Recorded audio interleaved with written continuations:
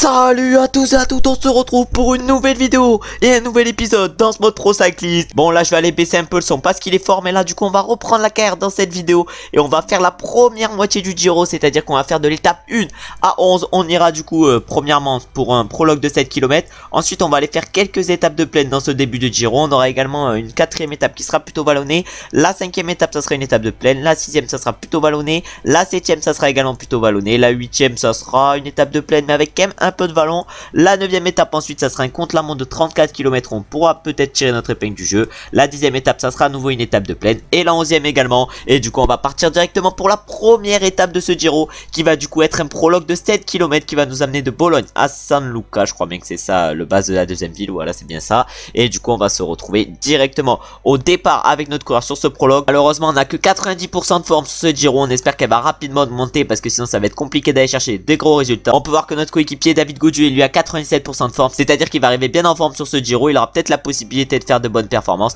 Par contre Van Baarle et Bardet arrivent en complète mauvaise forme et nous évidemment l'objectif déjà ça va être de bien partir avec cette première étape où malheureusement la note de prologue va pas trop nous convenir. Et on va se retrouver directement au départ pour voir quel objectif nous donne le directeur sportif justement sur cette première étape. On arrive au départ avec notre coureur. Ah, la note malheureusement elle est pas folle sur ce prologue et sur cette première étape du coup du Giro d'Italia. Et du coup on n'a pas d'objectif particulier donné par le directeur sportif sur cette première étape. Après avec le moins c'était compliqué, voilà on peut voir que le directeur sportif nous a pas donné d'objectif du coup. On peut voir qu'actuellement c'est Adam Yates qui est en tête et nous on va se retrouver directement pour le premier inter et pour voir si on est bien parti dans ce prologue ou pas, même si je pense qu'on va finir à une place anodine. C'est du coup le premier inter où on passe actuellement, on est actuellement 9ème à 12 secondes, c'est plutôt pas mal. Et maintenant par contre dans la montée il va falloir imposer un gros tempo si on veut réaliser un temps correct. Il reste encore 1 km 300 sur ce prologue pour nous, 1 km, 1 km 200, 1 km 100 on donne tout. Et Fortursa 88, on a qui devant? Oh j'ai l'impression qu'on a une espèce de sprinter, non même pas, on a Voisard qui a des stats plutôt pas mal en montagne et en ballon. Est-ce qu'on va pouvoir le rattraper le Voisard? Je sais pas du tout.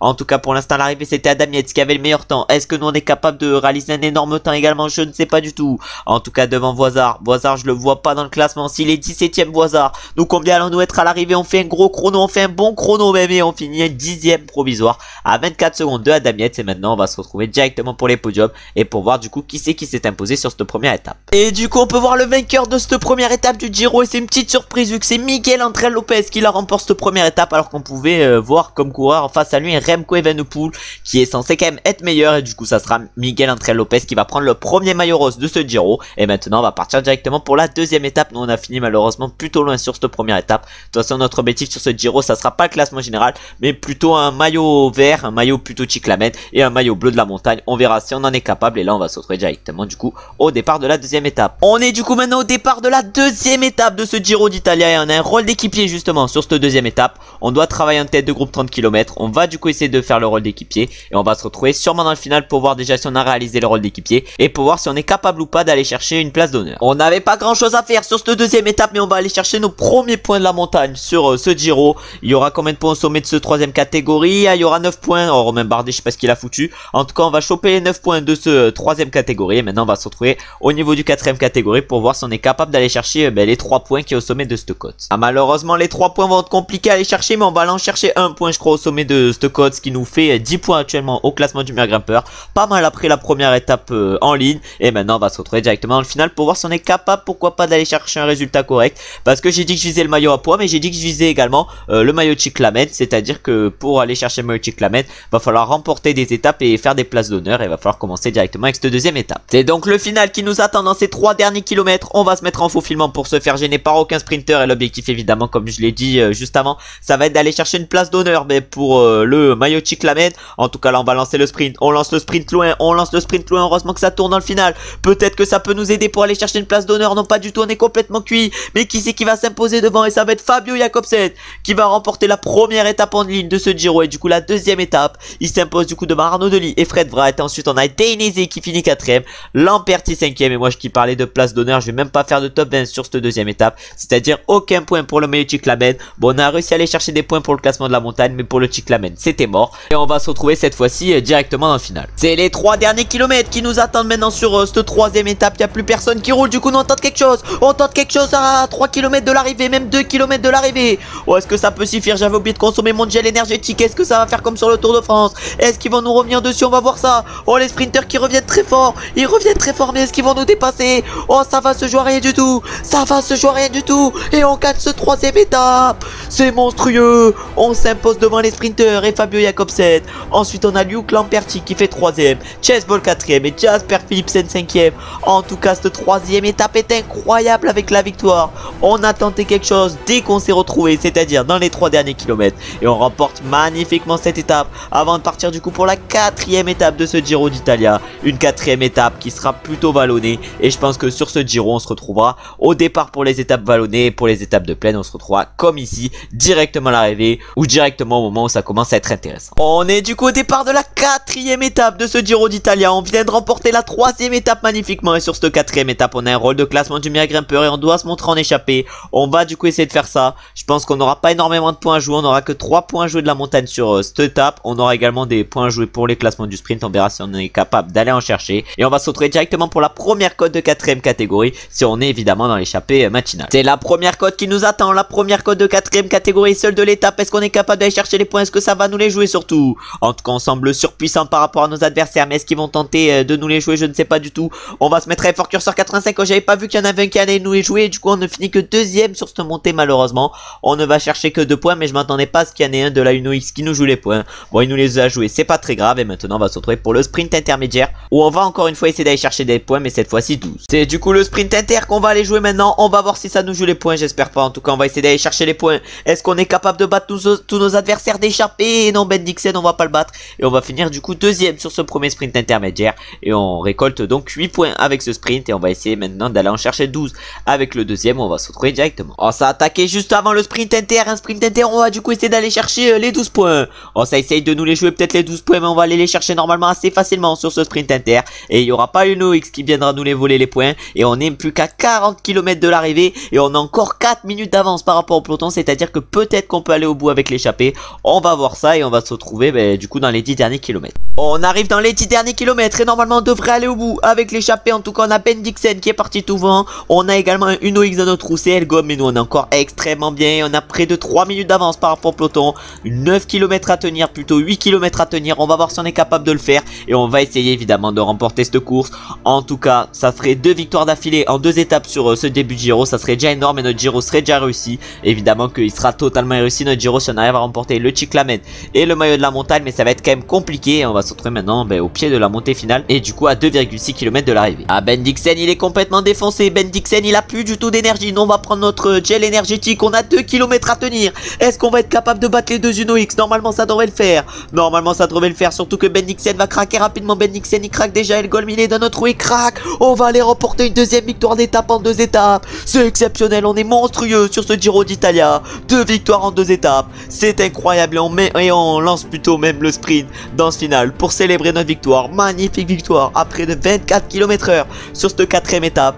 On vient de remporter une étape et maintenant on en remporte une vraiment ce début de Giro. Et ces 4 premières étapes sont excellentes. Du coup on va au bout avec l'échappée. Et derrière nous du coup ça va être 2 Uno X qui vont aller chercher la 2e et la 3e place. Ça va être Elgorm en 2e et Bendixen en 3e. Et après dans le peloton ça va être Remke Evenepoel qui va remporter le sprint et qui va du coup finir 5e. Et maintenant on va partir pour la 5e étape du Giro d'Italia qui sera du coup une étape de plaine où on va du coup se retrouver directement dans le final. C'est les 3 derniers kilomètres qui nous attendent sur cette 5e étape. On peut voir qu'on a actuellement le maillot rose avec notre coureur. Et du coup c'est magnifique. Le maillot rose vraiment est stylé avec ce maillot Groupama FDJ. Un maillot rose qu'on espère un jour ramener à la maison. En tout cas là on va voir qui c'est qui va s'imposer sur cette 5e étape. Et ça va être un coureur, ça va être plutôt le maillot cyclamen. Non même pas. Et si, et non, et non, et non. Du coup c'est Arnaud Delis qui s'impose sur cette 5e étape devant Fabio Jakobsen qui était du coup le maillot cyclamen. Ensuite on a Moschetti qui finit 3e, Lamperti 4e et Chase Ball 5e. Pendant que notre coéquipier malheureusement Jake Stewart ne fait que 10e. Et nous on va chercher la 13e place. Et du coup quelques points pour le maillot cyclamen. Et maintenant on va partir pour la 6e étape de ce Giro d'Italia. Encore une fois une étape ballonnée où on va du coup se retrouver au départ. C'est du coup la 6e étape maintenant qui nous attend sur ce Giro d'Italia. Et maintenant c'est une étape de vallon qui va nous attendre du coup sur cette 6e étape. Et on va notamment traverser ce gros col de seconde catégorie, c'est-à-dire la Coppa Casarinel qui fait 17 km à 3,9%. Et on va se retrouver sur cette étape directement au pied justement de ce col. Comme annoncé on se retrouve au pied de la montée finale. Et du coup on avait, j'ai oublié de le dire au départ, farmer un 0 aujourd'hui. Et l'objectif évidemment ça va être de tenir les meilleurs pour pourquoi pas jouer la victoire après la montée de seconde catégorie. Et du coup dans le final, parce que là il y a la montée, une montée qui est plutôt plane, pas plane, mais voilà, elle est pas très élevée, hein, 3,9%, c'est pas des pourcentages exceptionnels.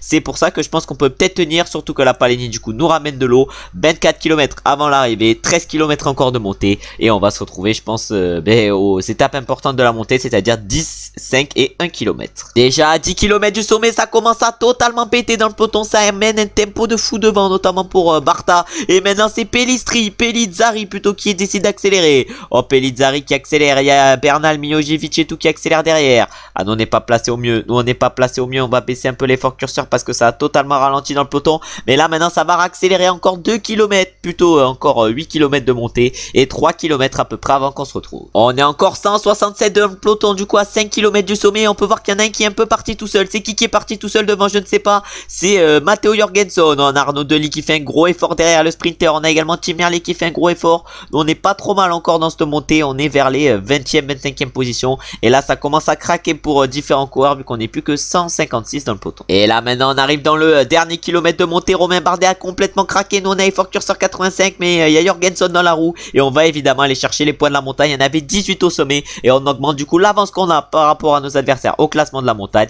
et maintenant on va sûrement se retrouver dans les 5 derniers kilomètres de cette étape. On arrive du coup dans les 5 derniers kilomètres, malheureusement il y en a qui sont partis devant, on ne remportera pas du coup cette étape, mais on peut peut-être aller chercher une place d'honneur. Il y en a 3 qui sont partis devant, mais les 3 directement ils vont se faire attraper, ça fait des gros efforts dans le peloton.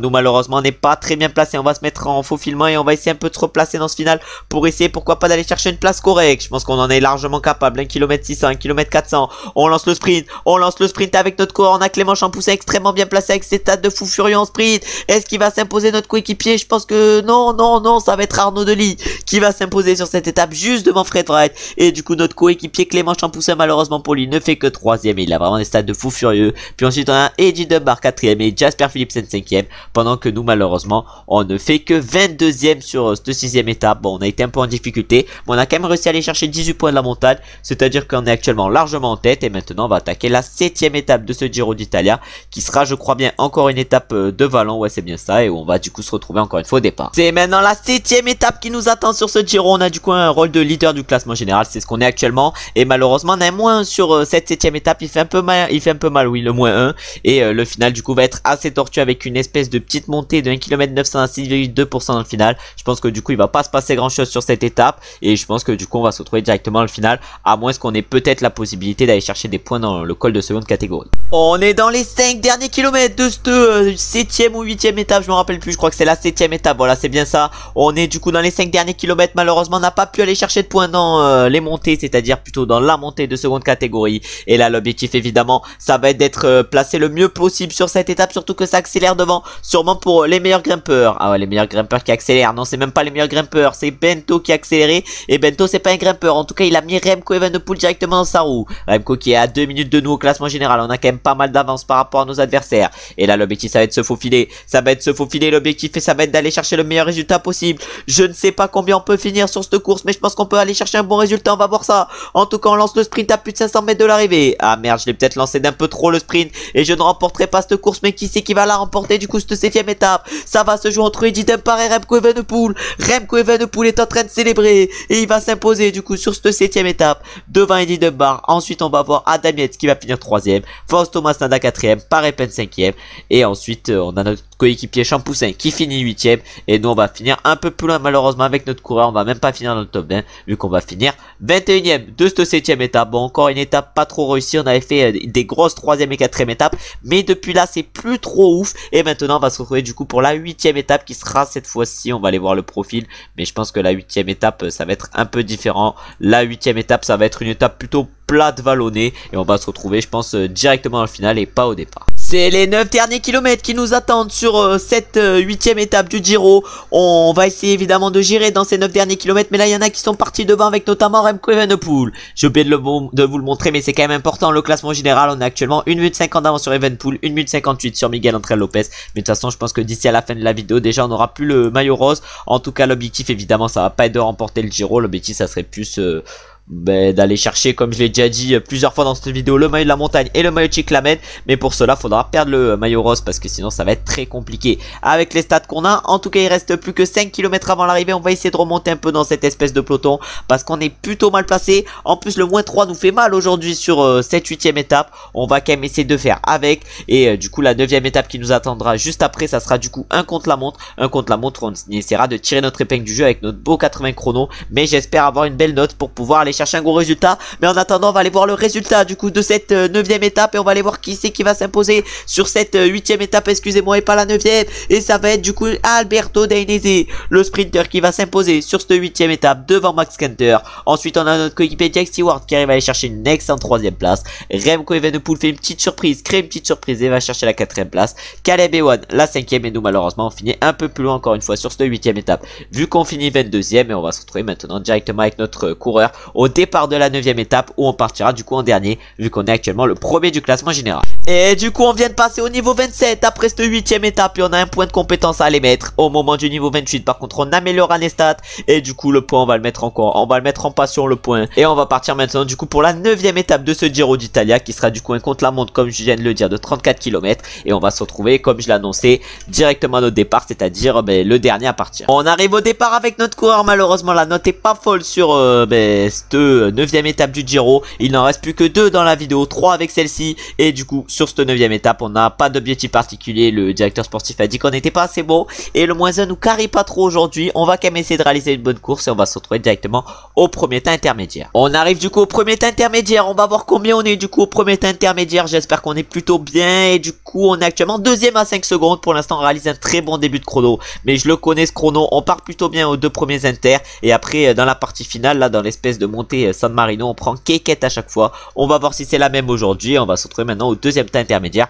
où on espère être aussi bien placé. Ah malheureusement j'ai oublié de mettre pause, mais du coup on était 2ème à 8 secondes au 2ème temps intermédiaire. Bon pour l'instant le début de chrono est plutôt bon, mais là maintenant à l'arrivée ça va être compliqué parce que à chaque fois comme je viens de le dire c'est un peu bugué ce parcours, c'est à dire qu'aux 2 premiers temps intermédiaires on est exceptionnel, puis à l'arrivée on est éclaté. Et justement on arrive dans les derniers kilomètres sur ce chrono. Il nous reste plus qu'un kilomètre avant l'arrivée, on va voir si on est capable de tenir à 80. Bon on a dû se relâcher un peu dans le final parce que je suis parti je pense un peu trop vite, c'est pour ça à chaque fois que je craque dans le final. En tout cas là on donne tout, il nous reste 500 mètres. Ouais il nous reste 500 mètres, on était à 8 secondes au dernier inter, là on risque d'être très loin, ça risque de vous choquer le classement auquel on va être. Et voilà on est 57ème à 3 minutes 16. On a perdu un temps de fou sur cette fin de chrono, vraiment le mec doit le faire à 85. La partie en montée et du coup c'est Filippo Ganna qui s'impose sur cette 9ème étape et nous malheureusement on perd le maillot rose au profit de Remco Evenepoel qui a 1 minute 01 d'avance par rapport à nous. Maintenant le maillot rose on risque plus de le porter sur ce Giro d'Italia et l'objectif maintenant sur ces 2 dernières étapes de la vidéo ça va être d'aller chercher des places d'honneur et les meilleurs résultats possibles et on va se retrouver directement pour la 10ème étape dans le final. C'est les 5 derniers kilomètres qui nous attendent sur cette 10ème étape du Giro d'Italia. On va voir si on est capable d'aller chercher quelque chose. On se retrouve du coup directement les 5 derniers kilomètres. On a un beau plus 2 aujourd'hui sur cette 10ème étape. On va voir si on est capable de gérer du coup avec ce plus 2. Et actuellement c'est nos anciens coéquipiers de la Lidl qui sont en train de rouler en tête de peloton et nous on va mettre le faufilement. On va mettre le faufilement, là on est un peu gêné, on peut rien faire du tout sans le faufilement et là on va lancer le sprint, mais on risque de finir au fin fond du classement et on va aller voir qui c'est qui va s'imposer sur cette étape. Ça va être un sprinter et ça va être Fabio Jakobsen qui va s'imposer. On a lancé pour lui sur cette 10ème étape et c'est lui qui s'impose devant Jasper Philipsen et Matteo Moschetti. Ensuite on a Caleb Ewan qui finit 4ème et Jake Stewart 5ème et nous malheureusement ne va même pas finir dans le top 15 vu qu'on va finir seulement 23ème sur cette 10ème étape. Et maintenant on va se retrouver pour la 11ème et dernière étape de la vidéo et de ce Giro et on va voir si sur la 11ème étape on est capable de faire un peu mieux que la 23ème place. Première fois qu'on va pas se retrouver directement dans le final mais directement pour le sprint inter. On va essayer d'aller chercher le plus de points possible. On lance le sprint, on est face à Alberto Dainese. Est-ce qu'on va être capable d'aller chercher quelques points? Bon je pense qu'on va aller chercher un point mais pas plus. On a 98 points actuellement, on était à 95, c'est à dire qu'on a réussi à aller chercher 3 points. Et maintenant on va se retrouver pour le prochain sprint intermédiaire où on va essayer d'à nouveau aller chercher des points. Bon le deuxième sprint intermédiaire c'est pas le mieux géré, on risque de finir loin malheureusement sur ce deuxième sprint intermédiaire et on risque de pas aller chercher de points. Bon on va quand même pour le bonus, essayer d'aller en chercher, mais je pense qu'on a réussi, voilà, à en chercher 0. Et maintenant, on va se retrouver directement dans les 5 derniers kilomètres de ce 11e et du coup, dernière étape de la vidéo pour voir si on est capable d'aller chercher un bon résultat. Le plus de peut nous aider, je pense, dans le sprint final. Et on va se retrouver, mais du coup, directement dans ce sprint. On est du coup dans les 5 derniers kilomètres, comme annoncé, où on devait se retrouver. Et là, évidemment, dans ces 5 derniers kilomètres, on va essayer de d'être le mieux placé possible pour le sprint final. En tout cas, là, on n'est pas trop mal placé. On se met maintenant à Forture 189. On n'est pas trop mal placé. On n'est pas loin de tous les meilleurs sprinteurs. Oh, mais là, les trains de sprint, ils sont en forme. Pas comme sur la 3e étape où on avait réussi à tirer notre épingle du jeu. Là, ça sera compliqué de tirer notre épingle du jeu. On peut peut-être aller chercher quelque chose, mais ça sera pas énormissime. En tout cas, là, on est Forture 193. On va lancer le sprint. Normalement, on devrait finir au-delà du top 10. Derrière, sûrement Remco Evenepoel qui devrait finir devant nous. Mais qui c'est qui va s'imposer sur cette dernière étape de la vidéo? Et ça va être Alberto Dainese, l'italien, qui va s'imposer. Lui qui avait... non, il a pas le maillot cyclamen, mais il était pas loin de l'avoir sûrement. Voilà, il était 2e. Il s'impose Dainese devant Moschetti. Ensuite, on a Enorme qui finit 3e. Arnaud Delis 4e. Et Jasper Philipsen 5e. Nous, malheureusement, on obtient 0 points pour le classement du sprint vu qu'on finit 16e de cette 11e étape. Et maintenant, on va partir pour aller voir les podiums de ce Giro d'Italia. Mais avant de partir dans la prochaine vidéo pour les étapes de montagne et de vallon. Et du coup, au niveau des podiums, déjà au classement de l'étape, comme on peut le voir, c'est Alberto Dainese qui s'est imposé. Mais ça, on a pu le voir juste avant. Et au niveau du classement général, après ces 11 premières étapes, on peut voir que c'est Remco Evenepoel qui est en tête. Et nous, on est 2e avec notre coureur. C'est-à-dire qu'on a réalisé un début de Giro exceptionnel. L'échappée a permis de nous faire prendre de l'avance. Malheureusement, le chrono de la 9e étape nous a fait mal. Et du coup, on est à 1 minute 01 d'Evenepoel. Ensuite, au classement du meilleur grimpeur, là, on est en tête avec 30 points devant Nico Denz qui en a seulement 20. Ensuite, au niveau du maillot cyclamen, c'est Dainese qui est en tête avec 165 points. Nous, on est en 6e position, on en a 98, c'est-à-dire c'est pas trop mal, on n'est pas trop loin. Je pense que ce maillot, on peut largement le remporter. On verra ça dans la prochaine vidéo. Et au niveau du classement des jeunes, on est largement en tête avec 1 minute 43 d'avance par rapport à Piganzoli plutôt. Et je pense que ce maillot blanc ne devrait pas le remporter parce que j'essaierai sûrement de me relever dans les étapes de montagne et de vallon pour perdre du temps et du coup pour partir dans les échappées sur les autres étapes de montagne et de vallon qui arriveront près. En tout cas, on remporte 5 points de plus après cette 11e étape. Et du coup, dans la prochaine vidéo, on ira commencer directement avec la 12e étape qui sera une étape qui finira avec des secteurs pavés. La 13e étape, ça sera une étape de montagne. La 14e également. Voilà, après, voilà, pas mal d'étapes de montagne et de vallon, comme je vous ai dit. Il y aura seulement une étape de sprint sur la dernière semaine et une deuxième étape plutôt plate. Mais ça sera un contre-la-montre de 16 km. C'est-à-dire que la dernière semaine, plutôt les 10 dernières étapes, vont être assez montagneuses. En tout cas, merci d'avoir regardé la vidéo jusqu'à la fin. J'espère que ces 11 premières étapes du Giro vous auront plu. J'espère revenir encore une fois fort dans le prochain épisode et du coup dans cette deuxième partie de Giro pour essayer de remporter de nouvelles victoires parce qu'on en a quand même remporté 2 des victoires d'étape pour l'instant sur ce Giro. Une 3e déjà, ça serait plutôt intéressant. En tout cas, je vous remercie évidemment d'avoir regardé la vidéo jusqu'à la fin. Si la vidéo vous a plu, comme d'habitude, vous savez ce que vous avez à faire, c'est-à-dire liker, commenter et vous abonner. Maintenant, j'espère que vous avez passé une bonne journée ou que vous êtes en train de passer une bonne journée au moment où vous regardez la vidéo. À très bientôt pour un nouvel épisode. Ciao, ciao, ciao.